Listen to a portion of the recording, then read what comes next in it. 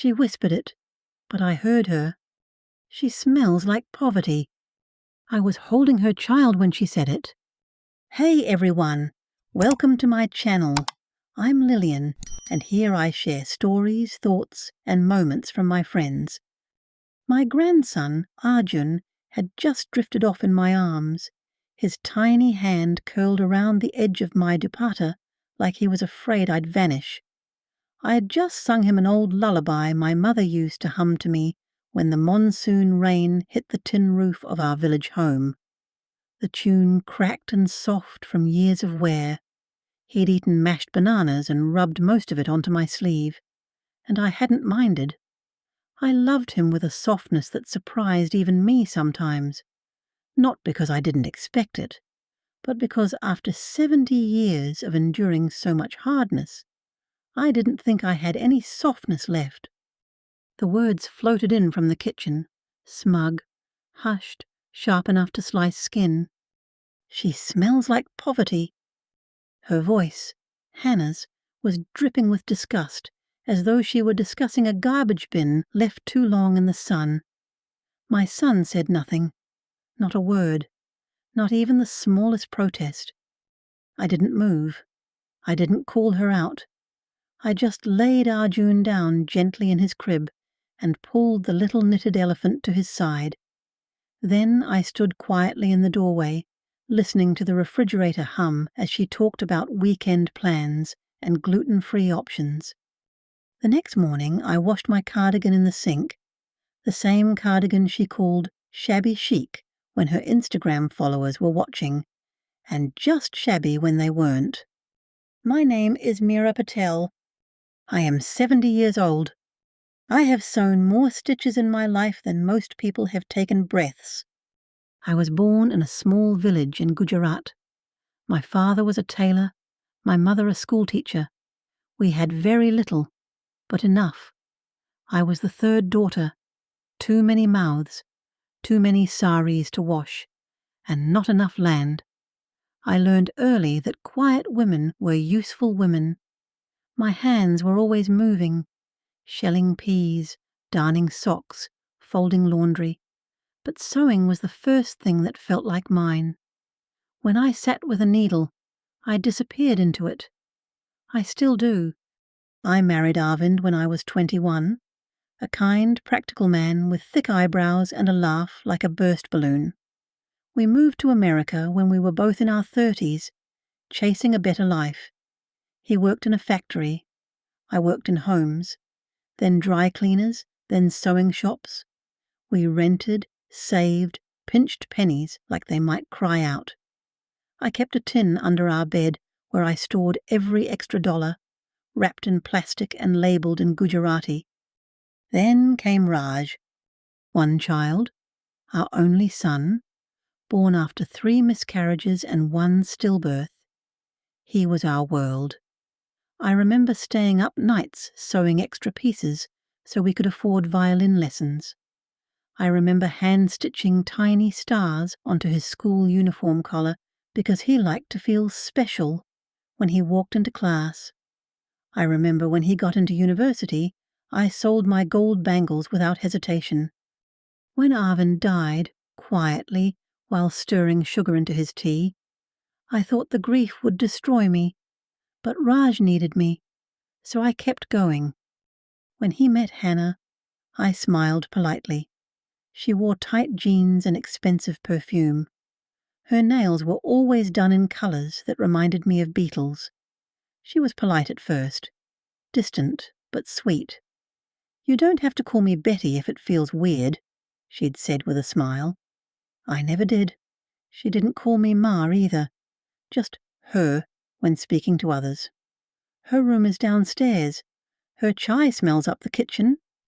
When they got married, I gave them everything. $64,000, my life savings, every cent I had. I'd planned to use it for a small retirement flat, maybe one with a little balcony where I could grow tulsi. But they needed help with the down payment, and Raj was my son, my only son. I didn't even hesitate. He kissed my forehead. "We'll take care of you forever, Ma." Hannah smiled too, all teeth. "You'll always have a home with us," she said. "Family is everything." I moved into their basement suite the next month. They called it a granny flat on Zillow. But there was no window, no stove, just a kettle, a toaster oven and a folding chair. I didn't mind at first. I liked being near Arjun. I helped around the house, did laundry, cleaned, cooked when they were too busy or tired. I folded Hannah's leggings and sorted her mail. I didn't complain when she moved my things to make space for her yoga mat. I stayed quiet when she threw away my old spice tins because they made the pantry look cluttered.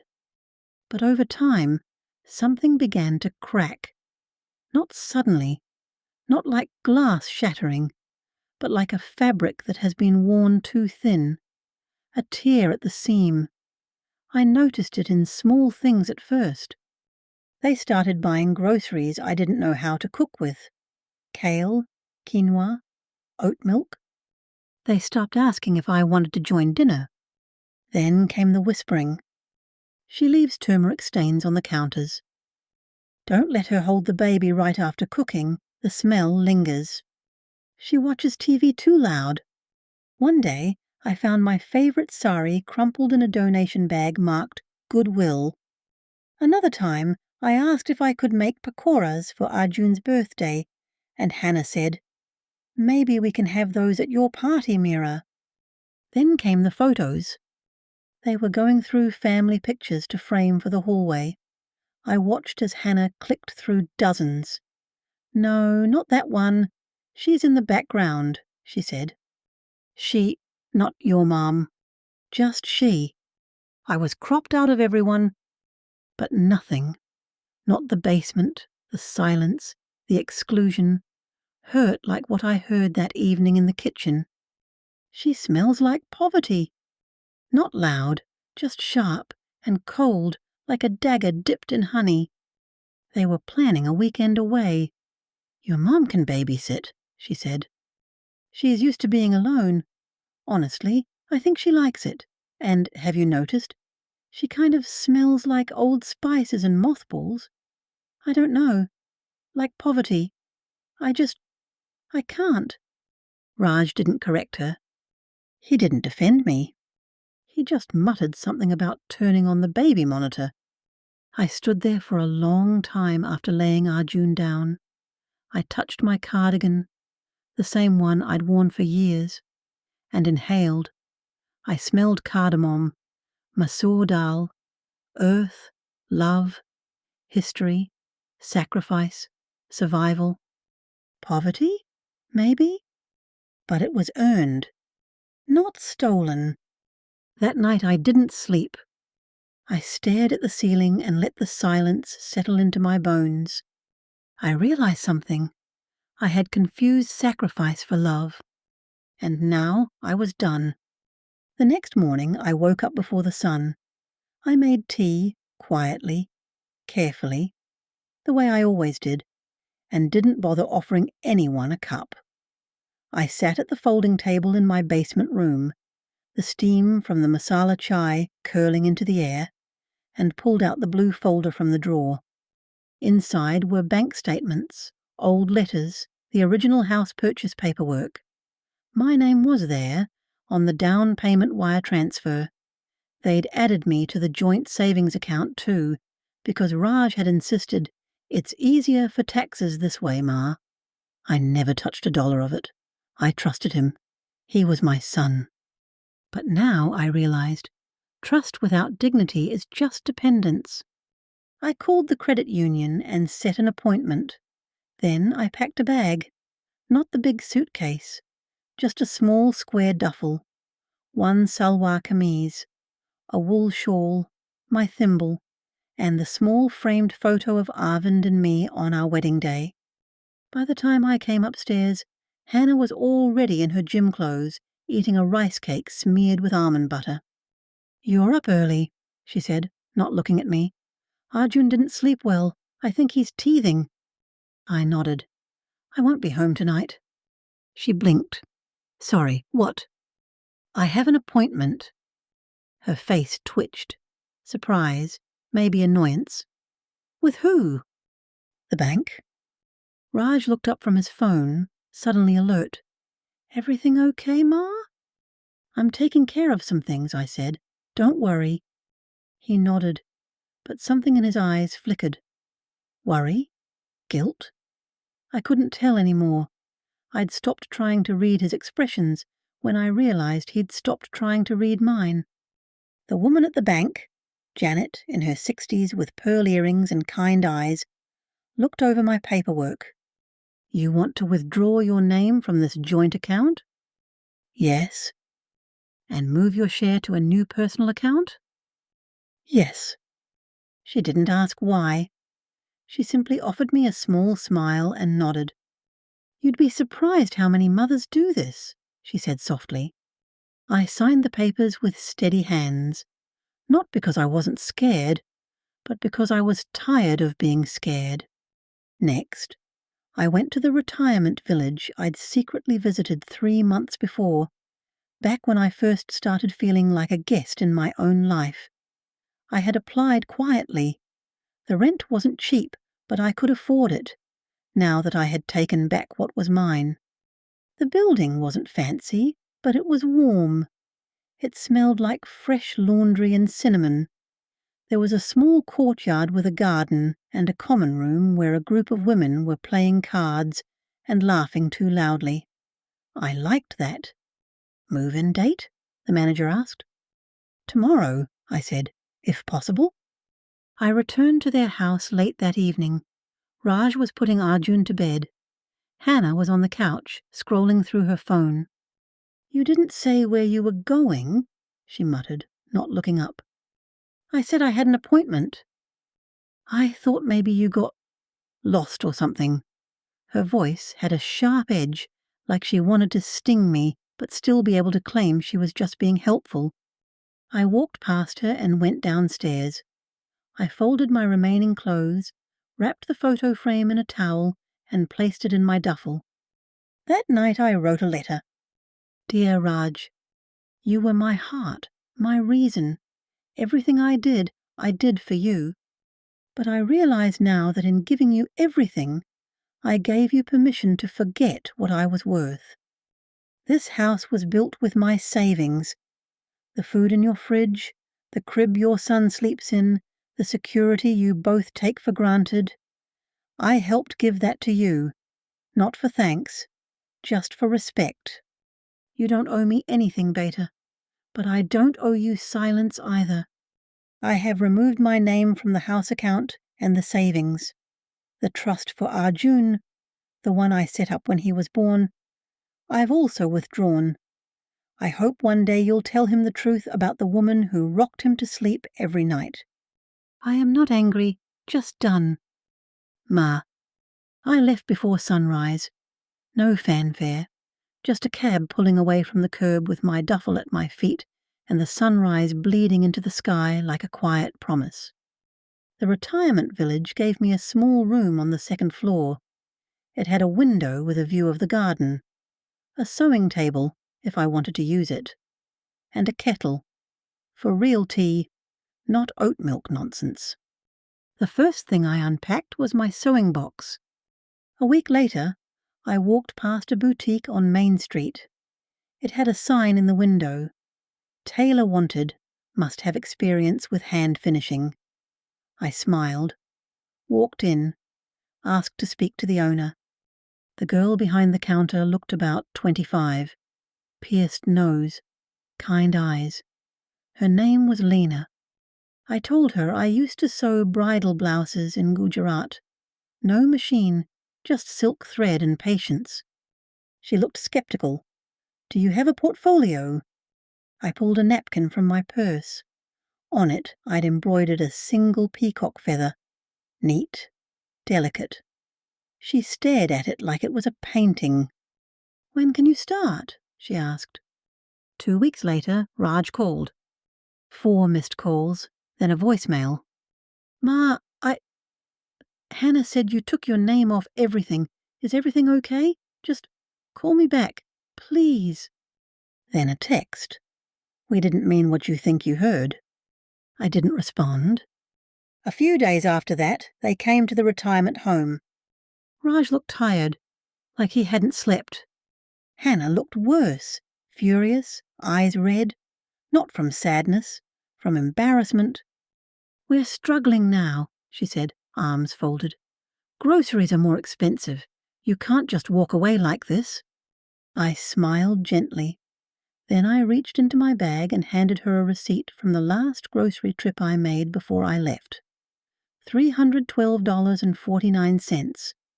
No reimbursement, no guilt, just the math.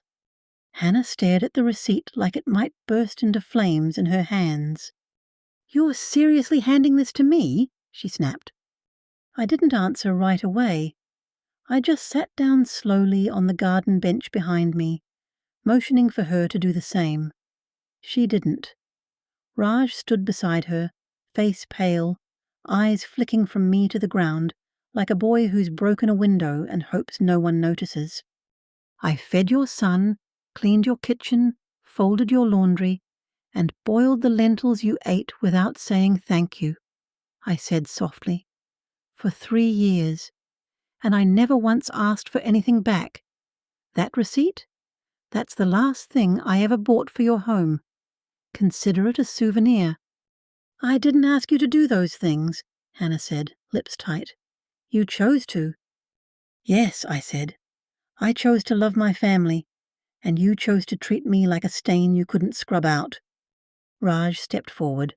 "Ma, please, this isn't you." "No," I said, standing. "This is me. You just didn't want to see her." The weeks that followed were peaceful in a way I hadn't felt in decades. I started working part-time at Lena's boutique, 2 days a week, 3 when they had a bridal order. I became the go-to for vintage alterations, reworking heirloom saris, restoring old lace gowns. They called me Mira Auntie at the shop. Customers left me cards. One even brought me flowers. One afternoon, Lena turned to me as I was pinning the hem on a velvet dress and asked, "Do you ever regret leaving?" I didn't even have to think. No. It wasn't the money. It wasn't even the cruelty. It was the forgetting. How easily they forgot I had once been someone with a life, a name, a purpose. Now I was remembered, and more importantly, I remembered myself. One day, a letter came in the mail. Plain envelope. No return address. Inside was a drawing, a crude sketch in crayon of a woman holding a little boy, sitting on a rocking chair. At the bottom it said, "Daddy, I miss you." I closed my eyes and let the ache settle where it needed to. Then I folded the letter, tucked it into the drawer beside my bed, and wrote a reply. "My sweet Arjun, I miss you too, so much. I'm in a happy place now, with a garden and friends. I hope one day we can sit together again, and I'll teach you how to sew buttons onto your shirt and make perfect round rotis. Be kind, even when others are not. With all my love, Daddy." I mailed it the next morning with a small bundle, a hand-embroidered handkerchief, and a photo of me holding him on the day he was born. I didn't know if Hannah would let him keep it, but it didn't matter. Some things aren't for them. They're for the child who might remember what love smelled like: cumin and cardamom, worn wool, warm arms. About a month later, Lena approached me while I was threading a needle. "You're not going to believe who just tried to book a rush order." I raised an eyebrow. "Hannah Patel," she said. "Bride's sister. Apparently her cousin's wedding is next week and she needs alterations on 3 lehengas." I paused for a long moment, then smiled. "Tell her we're fully booked." Lena grinned. "I already did." My new room has a window seat where I sit every morning and watch the world wake up. There's a little pot of basil on the sill, a second-hand armchair with soft upholstery, a photo of Arvind in a wooden frame on the wall, and my sewing box, open and busy again. Sometimes the ladies in the building bring me torn jackets and 2 long pants. I don't charge them. I just like to keep my hands busy. Other days, I sit and read or drink chai while the radio hums softly in the background. Every Thursday, I join a little knitting group in the common room. We're all different. Widows, divorcees, a woman who used to be a high school principal, another who worked in a casino for 40 years. We laugh. We talk about grandchildren and recipes and old movies. No one asks what we used to be. They only care who we are now. I still think of Raj sometimes. I even miss him, in a distant, hollow way, the way someone misses a train that stopped coming long ago. But I don't regret leaving. I don't wish I had screamed or fought. My revenge was not in words. It was in the quiet withdrawal of everything I gave: money, time, love, effort. I let her see what luxury costs when you treat the people who build it like dirt beneath your shoes. I never needed to yell. I just left. And now I live. Every morning I wake to light pouring through my window, warming the worn wood floors. I rise slowly, make tea exactly the way I like it, and sit with my sewing in my lap, listening to the soft chatter of birds outside. No one interrupts me. No one tells me what I smell like. I stitch for pleasure now, not survival. For the first time in my life, I live not out of sacrifice, but choice. And I have discovered that dignity, once reclaimed, smells like jasmine, old books, and freedom.